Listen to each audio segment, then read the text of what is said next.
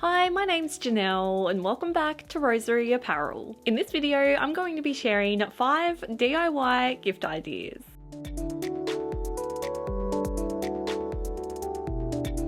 These DIY gift idea videos are some of my all-time favourites to make, and I think each and every one of the projects I'll be sharing in this video would make such a lovely and special gift for your friends and family this Christmas, or you could simply just make them for yourself because why not? First up, let me show you how to make a gathered lampshade.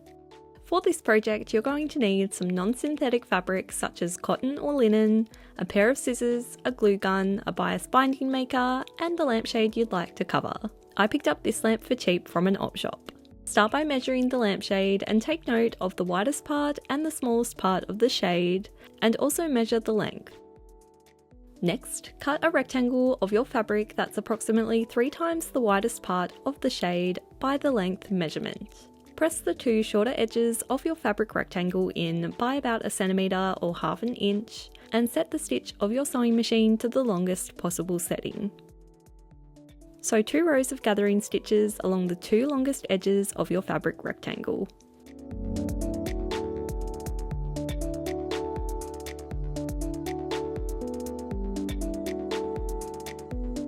Next, gently pull on the top threads of the gathering stitches to gather up the fabric until the bottom edge of the fabric is the same measurement as the widest part of the shade, and the top edge of the fabric is the same measurement as the smallest part of the shade.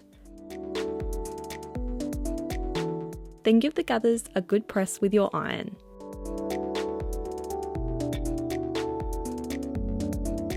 Next, use a hot glue gun to stick the gathered fabric along the top and bottom edges of the lampshade, being sure to hold the fabric in place for a few seconds until the glue has dried. If some of the gathers aren't sitting flat, you can simply glue them in place, but just make sure to keep the glue behind the gathered fabric so that it won't be seen once it's dried.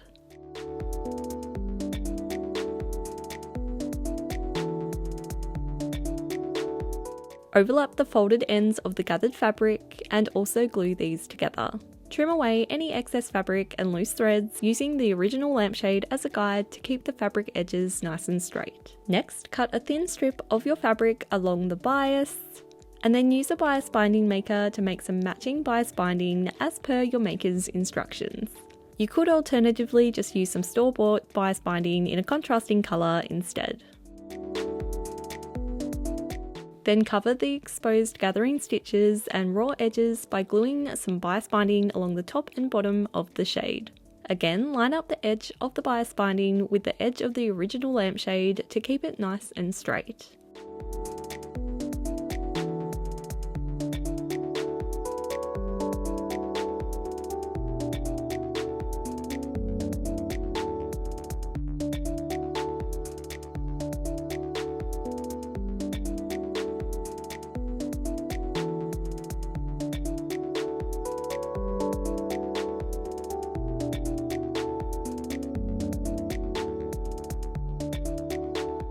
And your adorable gathered lampshade is complete.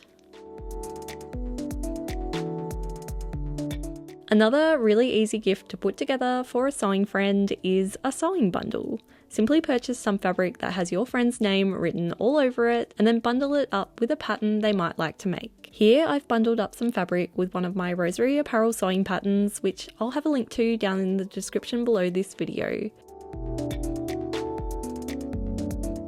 Next, let me show you how to make some adorable lined Christmas stockings. For this project, you're going to need to download the free template that I've made, which you can find a link to in the description of this video.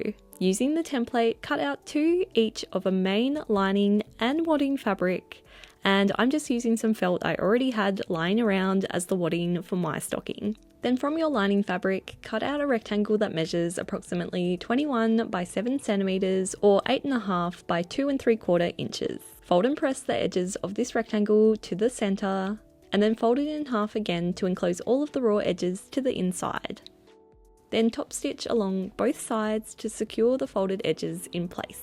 Fold the rectangle in half lengthways, and then place it approximately 8 centimeters or 3 inches from the top edge of one of your lining pieces.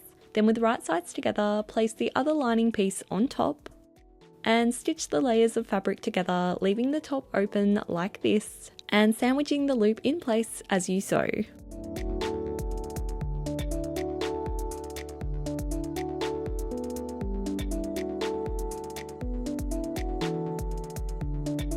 Next, place one of the main fabric pieces onto one of the wadding pieces with wrong sides together. And then with the right sides together, place the remaining main and wadding pieces on top. Then stitch these layers of fabric together as well, also keeping the top open like this.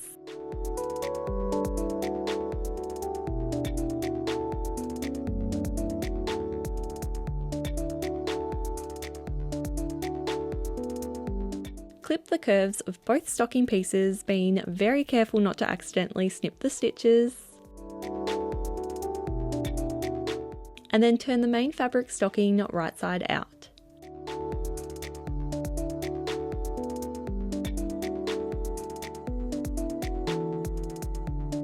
So you'll have a main stocking folded right side out and the lining stocking is left the way it is.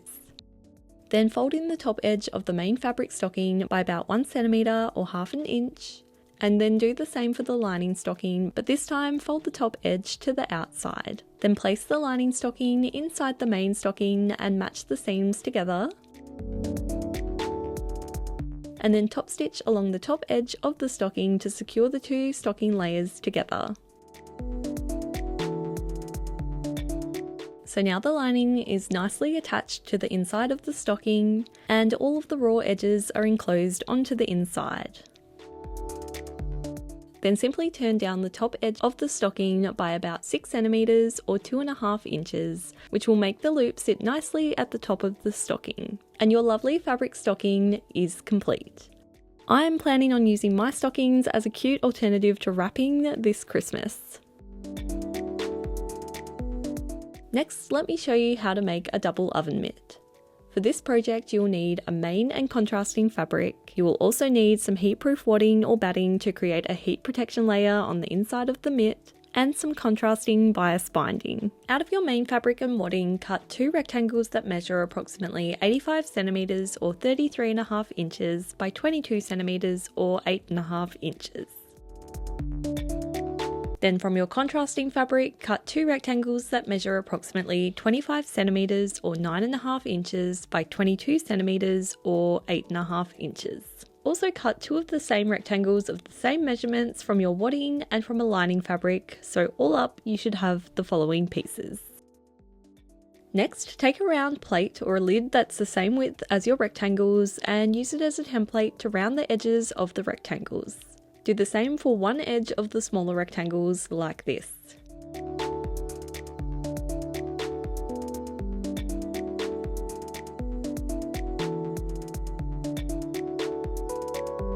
And now your pieces should look a little something like this.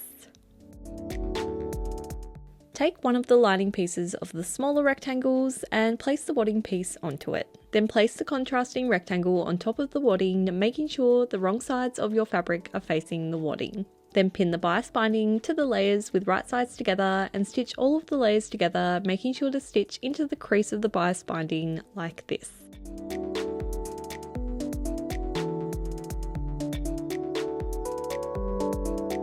Trim away the excess fabric. And then turn and press the bias binding towards the contrasting fabric. Then stitch the bias binding in place. These are going to be the mitt pockets.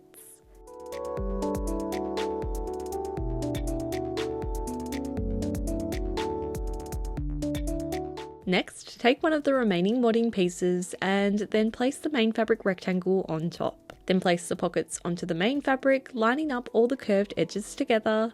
Then place the other main rectangle and wadding rectangle on top, making sure that the right sides of the fabric are facing together. Then stitch all of the layers together, leaving a small opening along one of the sides like this.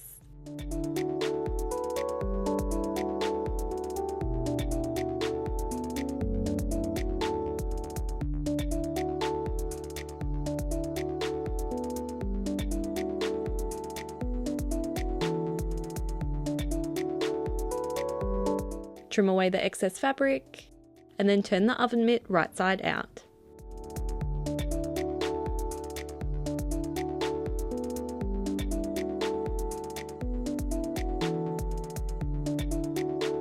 Top stitch along the entire outside edge, sewing the opening in the side closed as you sew. And your double oven mitt is complete.